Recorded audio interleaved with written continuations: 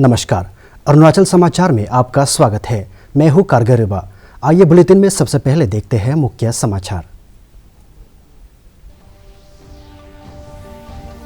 प्रधानमंत्री नरेंद्र मोदी जापान के हिरोशिमा में G7 शिखर सम्मेलन में लिया हिस्सा। प्रधानमंत्री ने जापान के प्रधानमंत्री फूमियो किशिदा, दक्षिण कोरिया के राष्ट्रपति और वियतनाम के प्रधानमंत्री के साथ की द्विपक्षीय वार्ता।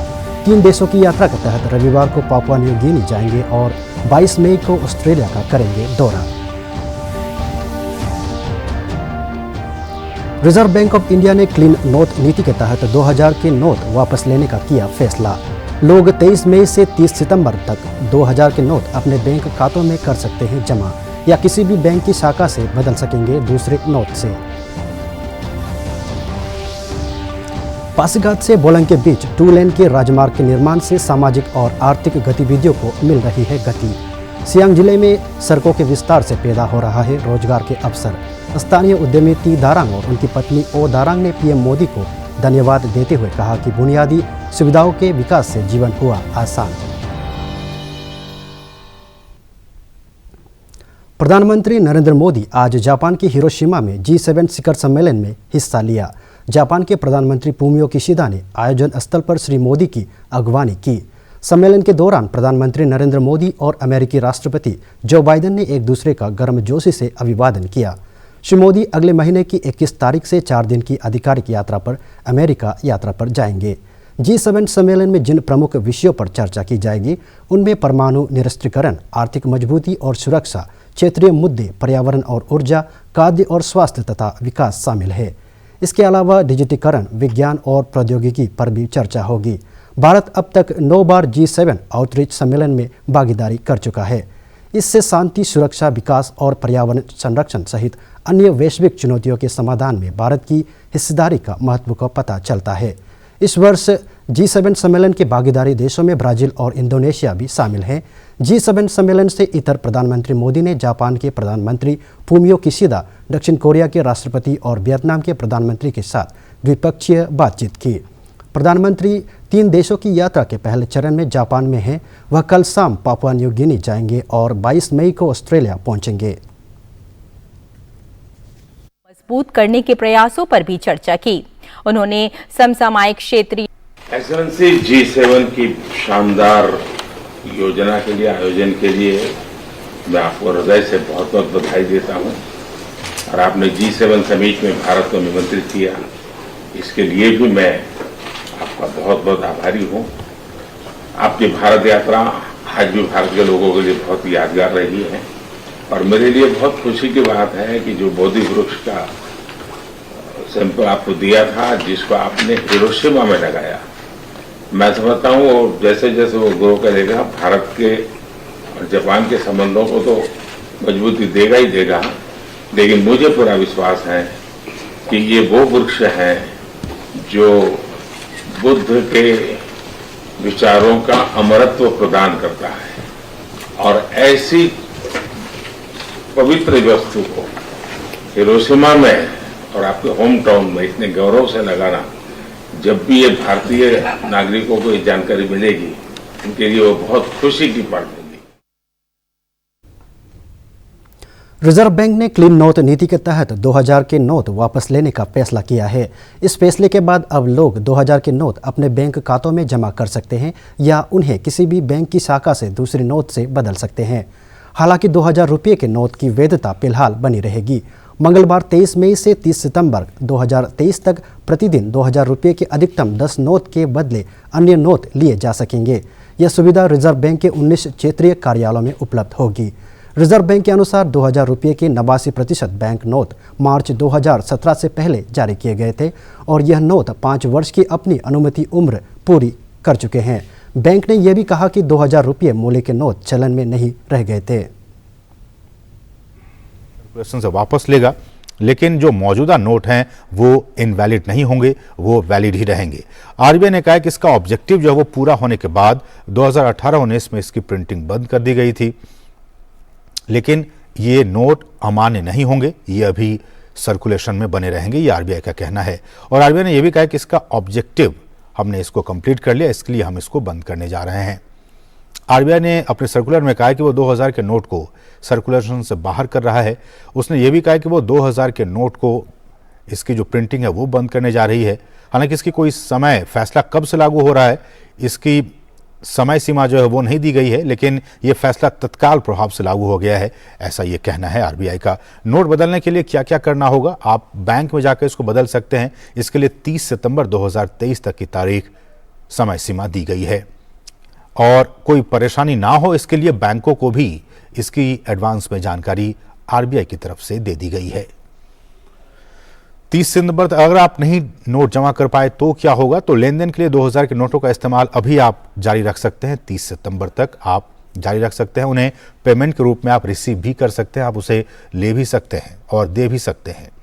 हालांकि आरबीआई ने 30 सितंबर 2023 को या उससे पहले इन बैंकों को नोटों को जमा करने या उसे बदलने की सलाह दे दी है। आरबीआई ने कहा है कि उससे पहले ये बैंक उसे आप ले सकते हैं। क्या किसी भी बैंक में बिना अकाउंट के नोट बदले जा सकते हैं? हाँ, नॉन जो अकाउंट होल्डर है वो भी किसी बैंक शाखा में जाके उसको बदल सकता है और जो 20,000 रुपये की सीमा तक जो है उसको नोट आप बदलवा सकते हैं। इसकी सीमा 20,000 रुपये तक रखी गई है। अगर आपका अकाउंट है तो आप कितने भी 2,000 रुपये के नोट जो हैं वो बैंक में डिपॉजिट कर सकते हैं। कर्नाटक में कांग्रेस विधायक दल के नेता एस सिद्धरमैया ने मुख्यमंत्री और डी के शिव कुमार ने उप मुख्यमंत्री पद की शपथ ली। कर्नाटक के राज्यपाल तावरचंद गहलोत ने बेंगलुरु के कांतिरवा स्टेडियम में आयोजित समारोह में उन्हें पद और गोपनीयता की शपथ दिलाई। कांग्रेस विधायक डॉक्टर जी परमेश्वर, के H Muniyappa, K J George, M B Patel, Satish Jarkiholi, Priyank Kharge, Ramalinga Reddy और वी जद जामिर अहमद खान ने मंत्री के रूप में शपथ ली। शपथ ग्रहण समारोह में कांग्रेस नेता राहुल गांधी और प्रियंका गांधी के साथ कांग्रेस के राष्ट्रीय अध्यक्ष मल्लिकार्जुन खड़गे, तमिलनाडु के मुख्यमंत्री एम के स्टालिन, बिहार के मुख्यमंत्री नीतीश कुमार, बिहार के उप मुख्यमंत्री तेजस्वी यादव, मध्य प्रदेश के पूर्व मुख्यमंत्री कमलनाथ, जम्मू कश्मीर के पूर्व मुख्यमंत्री फारूक अब्दुल्ला और महबूबा मुफ्ती, राष्ट्रवादी कांग्रेस पार्टी के प्रमुख शरद पवार और अभिनेता कमल हसन भी मौजूद थे। छत्तीसगढ़ के मुख्यमंत्री भूपेश बघेल, राजस्थान के मुख्यमंत्री अशोक गहलोत और हिमाचल प्रदेश के मुख्यमंत्री सुखविंदर सिंह सुक्खू भी समारोह में शामिल हुए। अरुणाचल प्रदेश कांग्रेस समिति ने राज्य सरकार से अरुणाचल प्रदेश राज्य लोक सेवा आयोग पेपर लीक मामले को लेकर हाल ही में बुलाए गए 72 घंटे की ईटानगर राजधानी क्षेत्र बंद के दौरान Arunachal Pradesh unlawful activities prevention act 2014 के तहत हिरासत में लिए सभी सामाजिक कार्यकर्ताओं को रिहा करने का अनुरोध किया है। अरुणाचल प्रेस क्लब ईटानगर में संवाददाताओं को संबोधित करते हुए एपीसीसी के महासचिव ग्यामर ताना ने कहा कि इस अधिनियम का उपयोग राज्य में कानून और व्यवस्था को बनाए रखने के लिए विशेष परिस्थितियों में किया जाना चाहिए। Activists by the state government during the recent 72 hours one call. Apu Apa must be used only under extraordinary circumstances where extreme law and order situation arises and against a person whose antecedent activities are against the state. The APPSC issue exposed the phenomenal failure of the state government. The state government has invoked the Apu Apa against the social activists during the recent 72 hours one call, which is unfortunate and is uncalled for. The state government has arrested those social activists who have been vocal against the inaction of the government on APPSC paper leakage PESCO. This is against the spirit of democracy and freedom of expression. It is fact that the state government has proved to be failure in addressing the APPSC issue. किसी मरीज को ठीक करने में जितना योगदान एक doctor का होता है उतना ही योगदान नर्स का भी होता है। मरीजों को वक्त पर दवाई देने से लेकर दिन रात उनका ध्यान रखने तक नर्सेस भी बीमार लोगों को जीवन दान देने में अपनी अहम भूमिका निभाती है। मेडिकल सेक्टर में नर्सेस की अपनी एक अलग ही अहमियत है। इस वर्ष इंटरनेशनल नर्स दिवस की थीम हमारी नर्सेस हमारा भविष्य है। Tomo Riba institute of health and medical sciences TRIHMS Naharlagun में आज अंतर्राष्ट्रीय नर्स दिवस के तहत आयोजित कार्यक्रम में स्वास्थ्य और परिवार कल्याण विभाग के प्रिंसिपल सेक्रेटरी डॉक्टर शरद चौहान, विशेष सचिव विवेक HP, अरुणाचल प्रदेश स्वास्थ्य सेवा निदेशालय के कई वरिष्ठ अधिकारी मौजूद थे।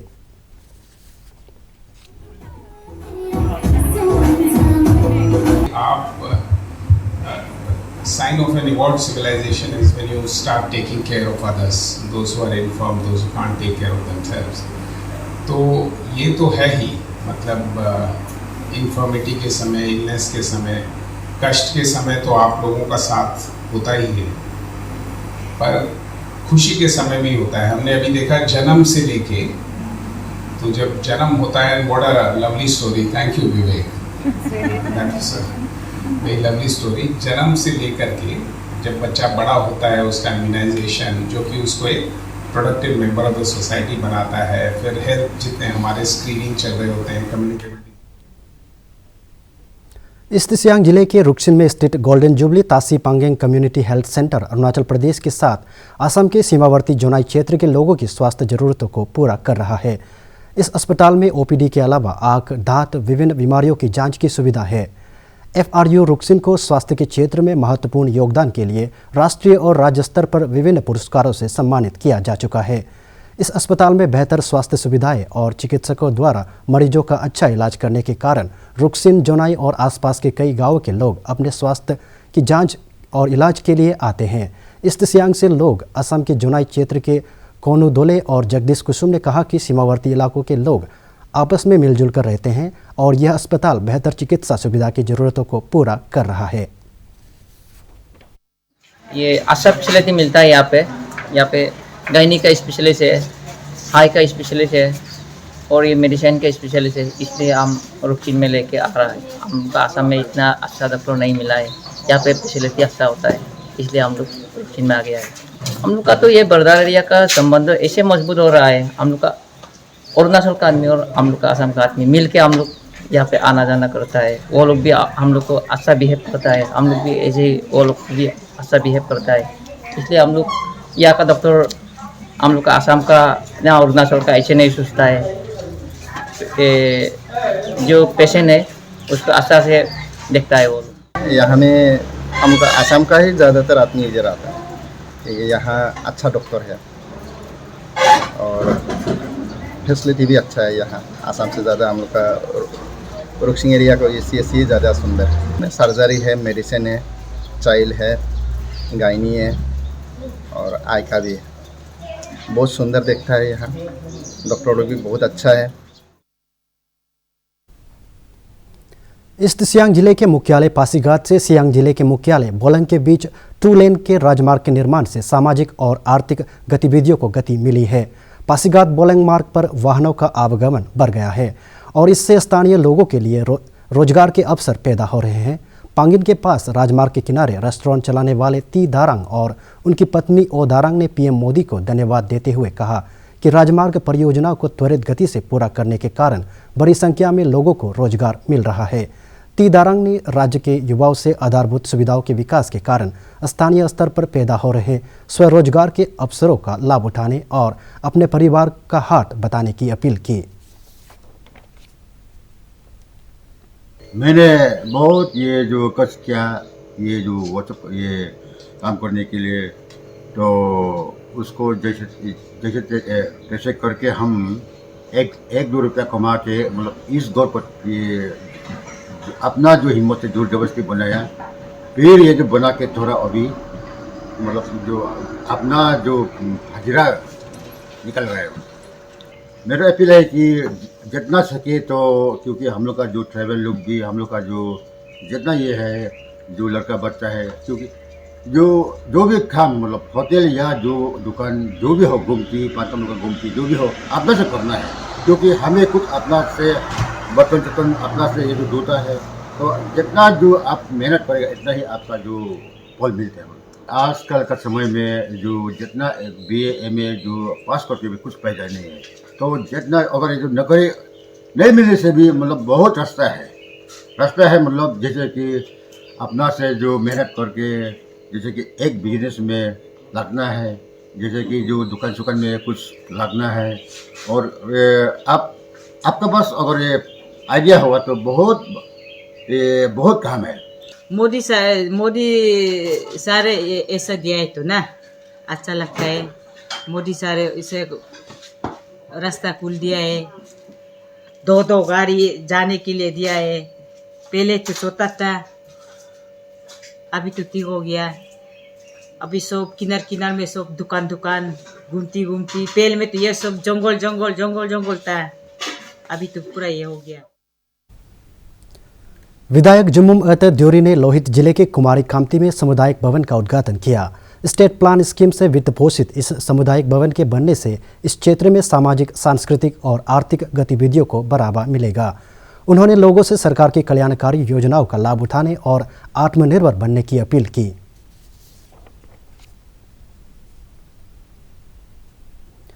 पर्यावरण संरक्षण में देश के हर व्यक्ति को अपनी जिम्मेदारी निभाने के लिए मिशन लाइफ के तहत जागरूकता कार्यक्रम चलाया जा रहा है। छोटे से लेकर बड़े काम को पर्यावरण को ध्यान में रखकर करने के लिए लोगों को प्रोत्साहित किया जा रहा है।